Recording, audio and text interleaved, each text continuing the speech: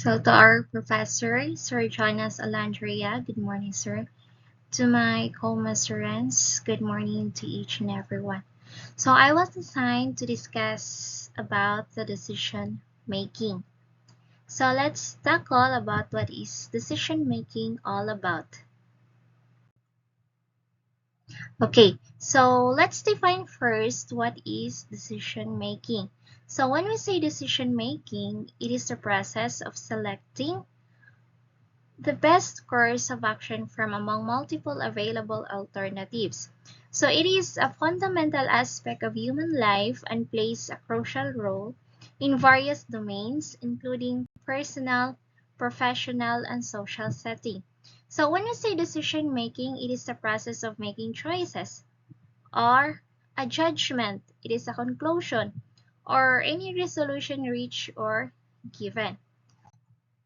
So there are a lot of definition regarding what is decision making.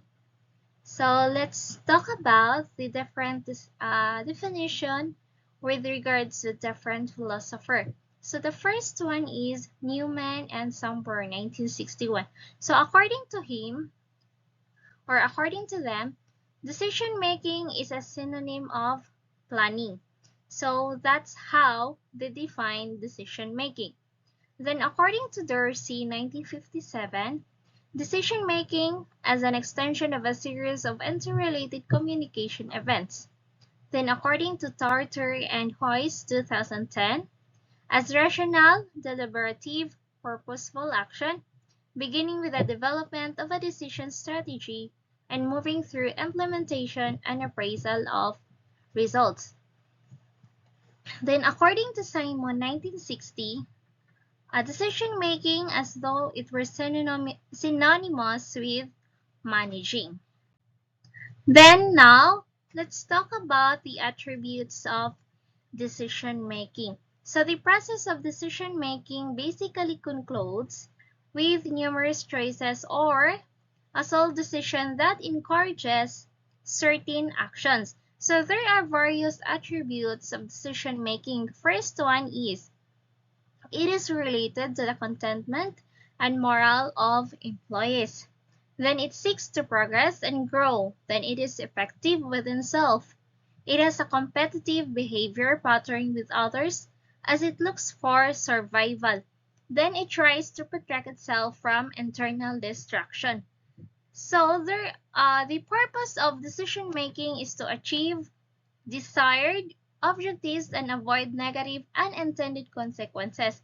So the impact of decision made will vary depending on the context in which it is being made. Then effective administration requires intelligent decision making. So decisions are intelligent when they are appropriate for accomplishing specific goals. Then the importance of decision making. So there are a lot of importance.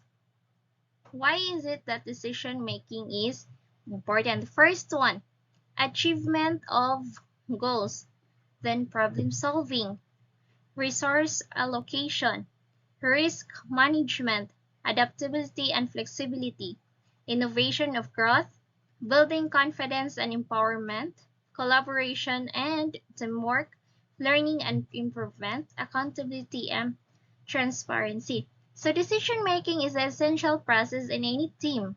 So it determines the team's goals and how it operates. So most importantly, it helps teams make strategic choices. So decision making as a manager is a crucial aspect of your role.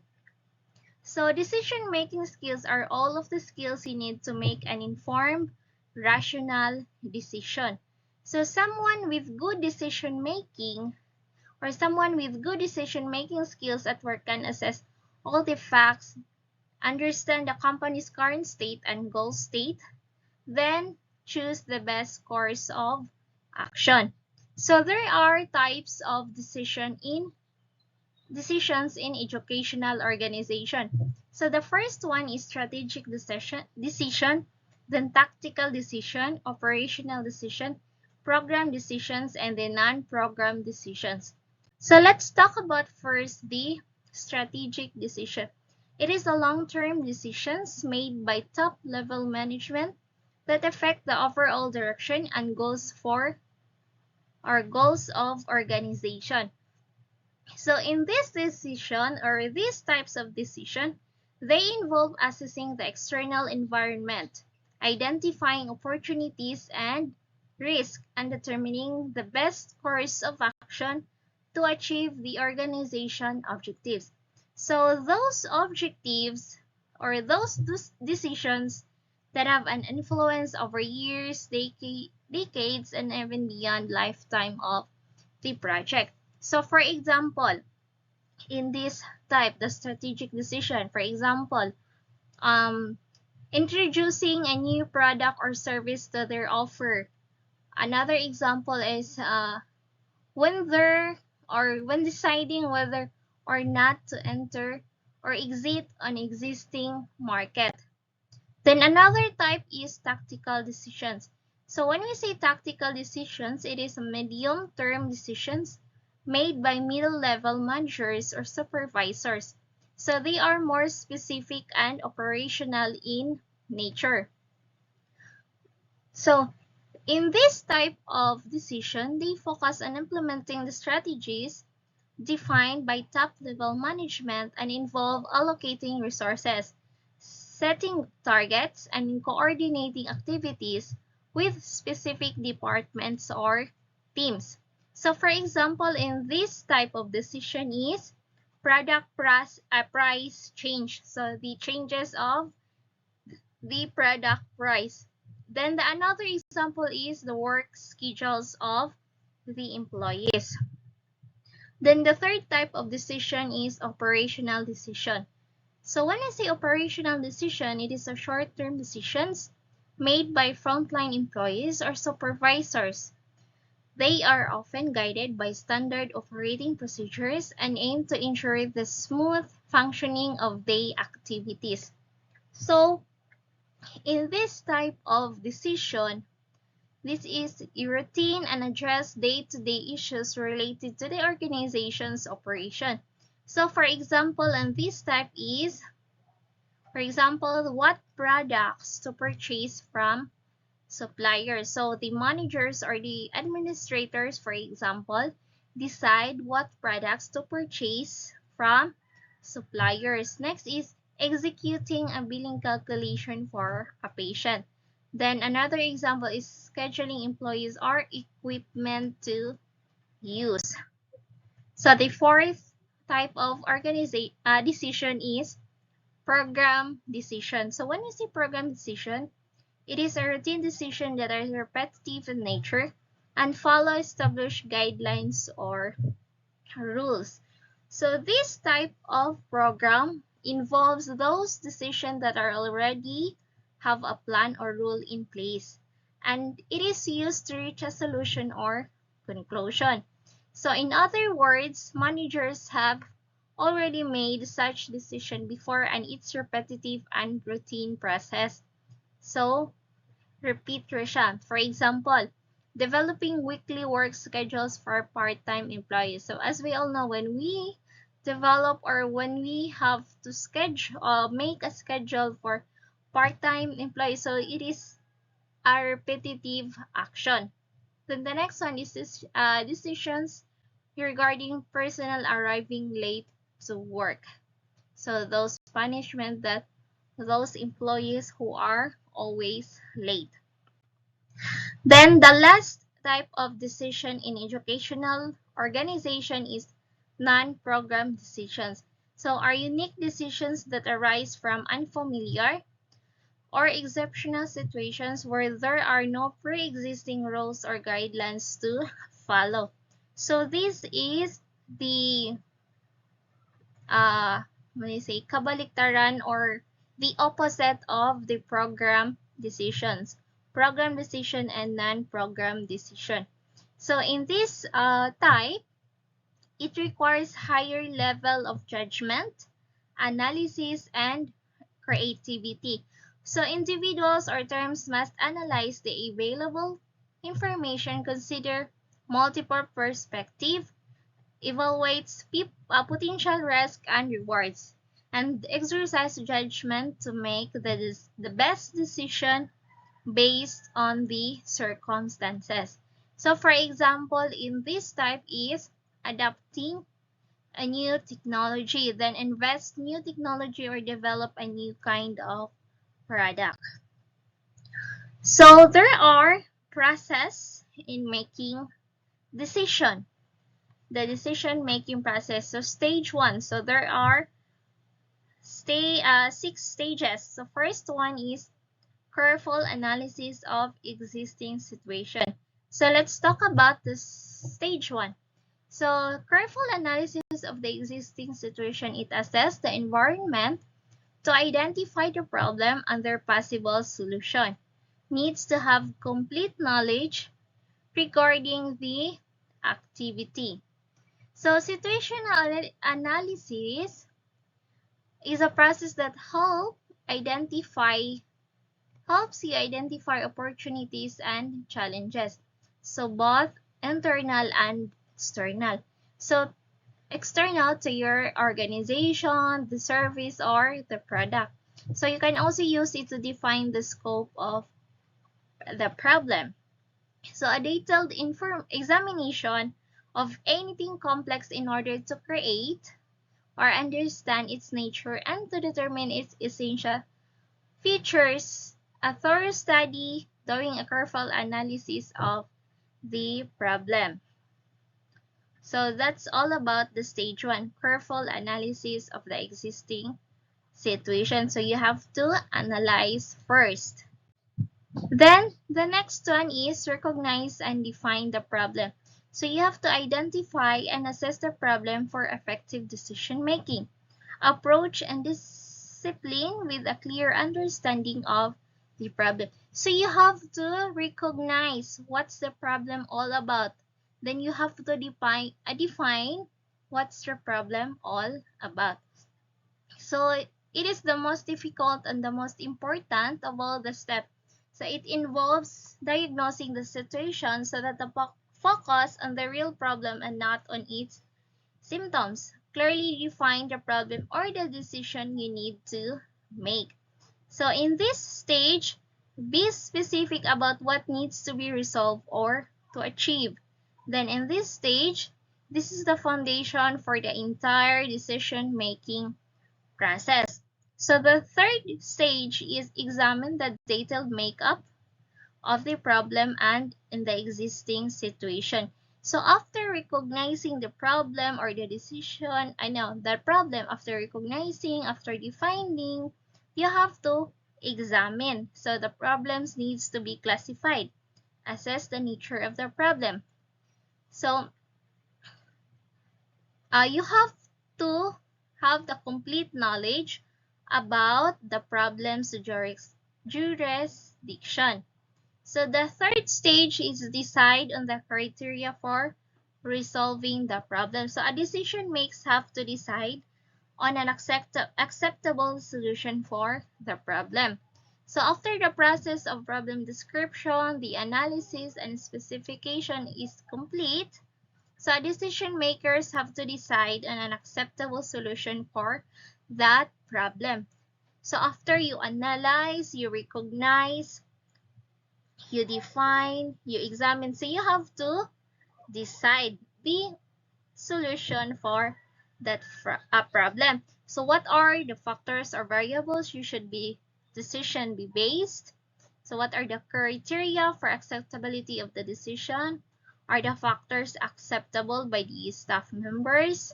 So what would be the objective should be achieved? The criteria. So you have to based on your organizational goals or the objectives. So the stage 5 is develop a plan of action. So after those stages, you have to develop a plan. Identification of alternative problem tackling methods, evaluation of the cost and consequences of each alternative, selection of the most appropriate solution. So you have to identify or you have to develop or make a plan of action to the problem. So what is the cost of each solution? What are the different options available? So what is most likely result? What is the best alternative? So you have to make a plan of action. Then after making or developing a plan of action, you have to initiate the plan. You have to implement the plan. What would be the plan? So it involves the implementation of the selected plan of action. Of course, after developing, so at that stage, you develop a lot of action, but in stage 6, you have to initiate the plan of action. You have to choose the best solution to the problem. So the administrator should make sure that the alternative is clearly understood. So next is the basic strategies of decision making. So there are four: the classical model, the administrative model, the incremental model, and the last one is mixed scanning or adaptive decision making. So first is the classical model. So first is the classical model. The decision-making process is a series of sequential steps, employs an inflecting strategy by seeking the best possible alternative to maximize the achievement of goals and objectives. So the classical model, the decision-making process is a series of sequential steps. So it employs an optimizing strategy. Then it pledges that decision should be completely rational. Then it employs an inflecting strategy by seeking the best possible alternative. So that would be the classical model. Next is the administrative model. Assumes that decision makers' rationality is bounded and that they're willing to consider only a limited number of criteria and alternatives before making decisions. So it is founded on the belief that decision makers are constrained by limited motivation and lack of time. So as a result, they end up sitting on less ideal solutions. So also referred to as the bounded rationality model. So the approach assumes that people are not 100% rational. So the next one is the incremental model. So suggests that decisions are made through a series of incremental steps, with decision makers gradually gathering information, evaluating options, and adjusting their choices. So this model was introduced by David Braybrook and Charles Lindblom, as well as Lindblom and Cohen on 1979 and 1963. So this is all about the science of modeling. So this model does not need comprehensive analysis of alternatives or a prior determination of satisfactory outcomes. So this model highlights the iterative and adaptive nature of decision-making process. Then the next one is the last model is mixed scanning or adaptive decision making. It unites the best of both the administrative and incremental modes. So there are two sets of judgment in this model. First is incremental decisions leading the organization towards the direction prescribed by the policy. Then alternatives of the organization's basic policy and mission. So for the insights, do not make decisions that are not yours to make. So when making a decision, you are simply choosing from among alternatives. You are not making a choice between right and wrong. As part of your decision-making process, always consider how the decision is to be implemented. Avoid snap decisions. Move fast on the reversible ones and slowly on the non-reversible. So as soon as you're aware that a decision will have to be made in a specific situation, Review the facts at hand, then set it aside. So let this incubate in your subconscious mind until it is time to finally make the decision. Do your decision making on paper, make notes. Keep your ideas visible and write down the pros and cons of a line of action so you can consider all the relevant information in making the decision. So be sure to take a decision based on what is right, not who is right. So that would be all my report about decision making all about. So thank you for listening and God bless you. Thank you.